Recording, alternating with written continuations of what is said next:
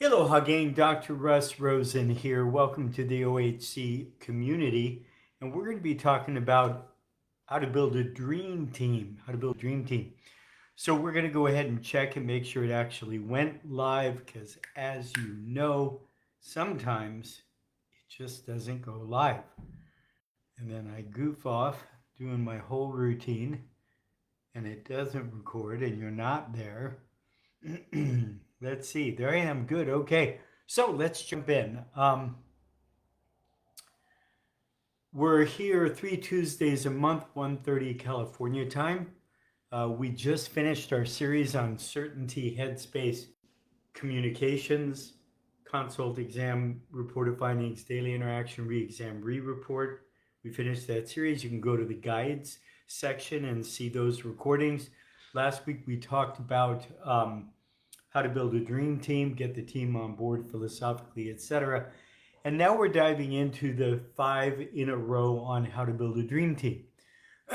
So we all want to help as many people as possible. We want to get the best results that we can.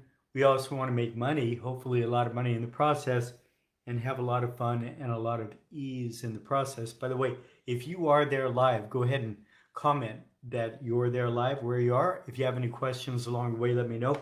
I will be checking the questions when I get done, but go ahead and check. And then if you're watching this on replay, go ahead and make any comments on there, and I will answer any questions that I can.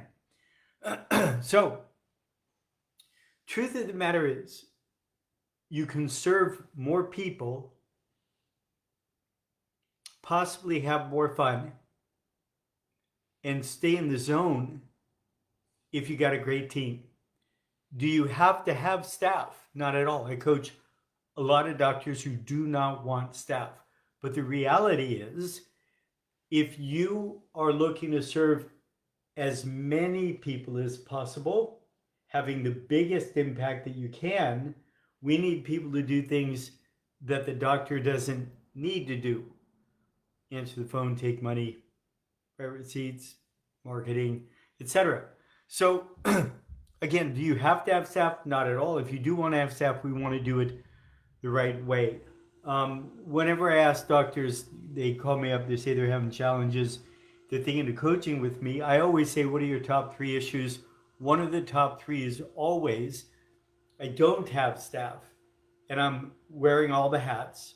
I don't have staff and I need staff, or I have staff and they're a problem. It's across the board. That's what happens a lot of the time. So today we're going to be diving into how do we actually build the dream team. In the club, we dive into way more detail. If you'd like access to the club, we'll be there this Thursday, 11 o'clock California time. I do post all the recordings. We spend an entire hour on this one subject, and I'm not lecturing at you like this, like we do in Facebook, but I'm in Zoom with you and we're having a conversation. I'm answering questions and helping you customize.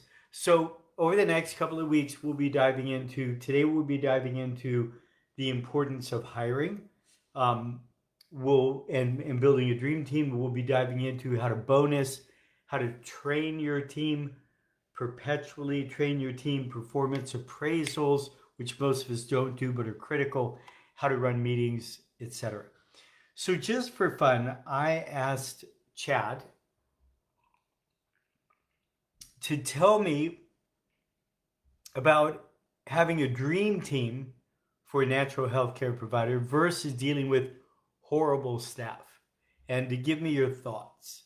And here's some of what it said. Number 1, productivity and efficiency. So with a dream team, hopefully we have, if it's a dream team, we have highly skilled, we'll be talking more about this in a minute, motivated and collaborative staff that can execute tasks efficiently. They can innovate and find solutions to challenges quickly. It's not all you. Their collective experience accelerates progress and meets or exceeds goals. Horrible staff, poorly skilled or disengaged employees. So they either don't know what they're doing or they have a bad attitude. They waste time, they make frequent errors, they require constant oversight, they're creating bottlenecks and they're hindering organizational growth. I see it all the time. When a team does not want to grow the practice, they have 100 ways from Sunday to slow the practice down without you ever knowing about it. Promise you. Workplace and culture. Dream team. Strong, positive team fosters mutual respect, inclusivity, and shared goals. It boosts morale. It reduces turnover, which is really big, and it attracts top talent. Horrible staff, toxic or disjointed staff create conflict, stress, dissatisfaction, which can spread throughout the entire organization, harming morale and leading to high attrition rates. I call it staff infection. So it went through innovation and creativity, client and patient relationships, leadership and resource drain, financial implications. In essence, a dream team amplifies an organization's strengths and creates a foundation for long-term success, while horrible staff can cripple your progress, morale, and overall potential. Investing. Did I say investing? Investing in the right people is essential for sustainable growth. Okay? So, the intent of this over the next 5 weeks is to expose you to the concepts and principles of having a dream team. It's a group of people who work together as a team. They support each other to do their very best. It's a group of people who are well trained, highly motivated, and passionate about growing the practice. You'll remember last week we were talking about the 3 things. Are they philosophically on board? Do they want to grow the practice? Really big piece of the puzzle, because if they don't, they'll drag their feet. They'll keep you from doing it. Remember, to them, it means more work. So if they don't see the benefit to them, bonuses, something like that, then they might be dragging their feet. And of course, the ability to set and achieve goals. So in most offices, we have bosses and employees. The problem with this scenario is the boss moves into the angry parent role, and the employee turns into the victim child role. And we're dragging them, digging their heels in the ground. So we become responsible to push the employees in action, and the employee plays the role of the helpless victim child. They resist doing more. They resist doing their best, just as adolescent child resists their parents. It's an us versus them environment, and it doesn't work. In a dream team model, we understand that our leaders must give direction. This is really important. Our leaders must give direction. They need to follow up and monitor the progress and help course correct. That's their job. Our followers, this is really important, hang in with me on this, must be able to take the direction, do their best, and have a safe way to interact and ask for help without feeling like they're going to get hammered, right? They can get the information that they need, and that they can do it in a safe way. Now, here's the difference between regular offices and offices that are working as teams. In regular offices, we have God, the doctor, the boss, or the office manager. That's the leader, and everybody else is the lowly serf employee or the follower. The problem is the followers are not empowered to think for themselves. They're not empowered to make decisions and act on those decisions and be responsible for the outcome of those decisions. Okay? I forget who it was that said, the worst thing you can do is have your staff follow all your directions to the T. They're not thinking for themselves. They just do what you tell them to do. Driving on the wrong way on the off-ramp. Well, he said to go there, right? You want them to be able to think. So a classic symptom is, I see a piece of paper on the ground, but I don't pick it up. Why? It's not my job. I wasn't trained to do that.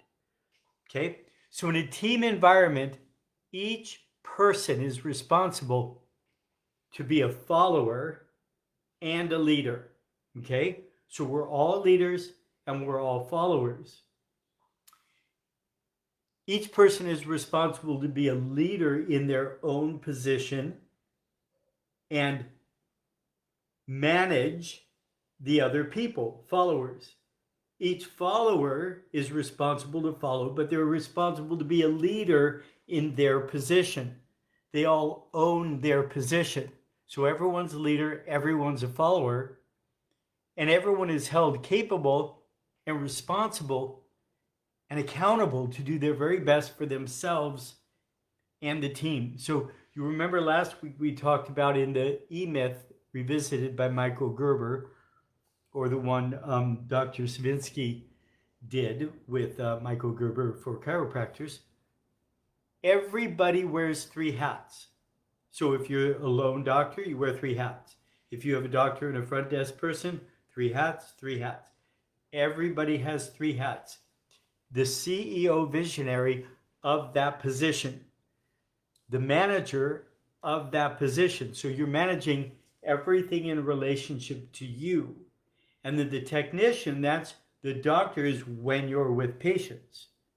Okay? The front desk person, when you're answering the phone, when you're with the patient. Right? Now, if you're a doctor and you're also the office manager, then you have 3 hats for this position and 3 hats for this position. Right? Even if you're alone, you have 3 hats as a doctor, 3 hats as an office manager, and 3 hats as a marketer. Each position has 3 hats, whether it's a different person or not. Okay, I'm hoping that's making sense. So here's an example. A CA is managing everybody, the appointment book working well and staying on time. So as a technician, you're answering the phone, they're doing their routine. As a manager, they're keeping the doctor on time and everybody else on time and the patients on time, right? And as a CEO, they're always looking as a visionary of how they can improve this position. Because if everyone's doing everything right, you're going to grow. But if we don't grow and evolve, we're going to hit the glass ceiling. So remember, we always, from last time we talked about, we reorganize, make space, and we fill that space. Reorganize, make space, fill that space. That's how we grow practice. So the doctor, as a technician, you're 100% focused on your patient when you're with your patients. As a manager, you're making sure that everyone else is doing their job so that you can just be with your patients. And as a CEO visionary, you're always looking, where is this practice going? So you remember we talked about last time in Michael Gerber's book, The E-Myth, 75% of all new businesses in the US go under in the first year. 85% of franchises are still in business 5 years later. Why is that? Because they have great systems. So we want to be able to take a great system and apply it to an average human being and have a great business. Remember the McDonald's model. I'm not talking about the quality of their burger. I'm saying the business model. It's a brilliant business model. If they needed a 5-star Michelin chef at every McDonald's, they could never have gone to scale. They need 16-year-old children who don't care about the business. That's the level of commitment that they need. Take the fries, drop them down, press the button. When it beeps, pull them out, shake it twice, take this salt, 3 shakes, right?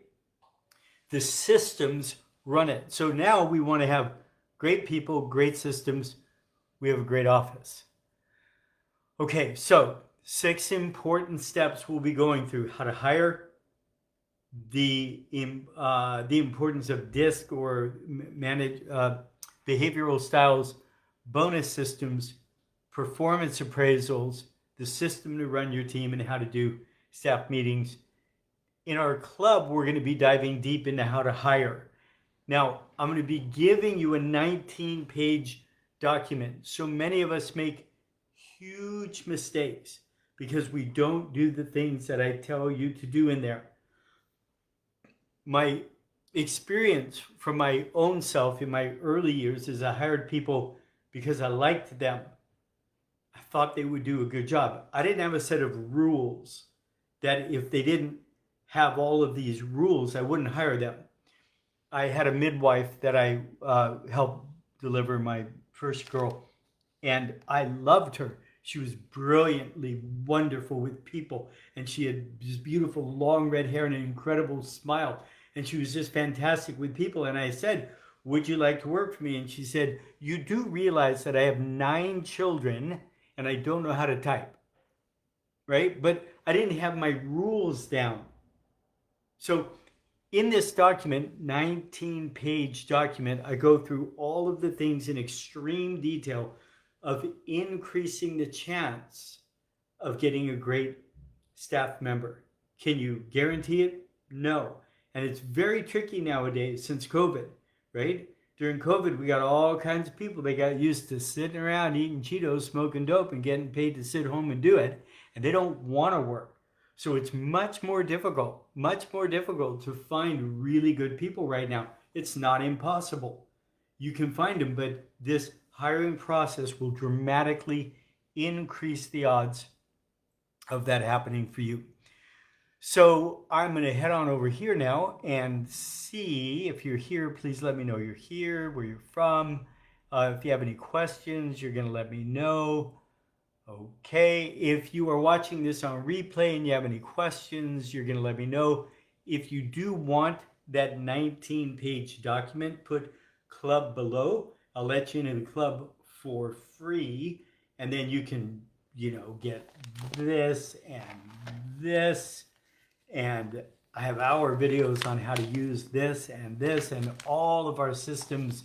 We have the best of series there, so you're welcome to jump in and grab whatever you need. So I hope you found value in that. Please let other people know. As always, much love and aloha. Bye, gang.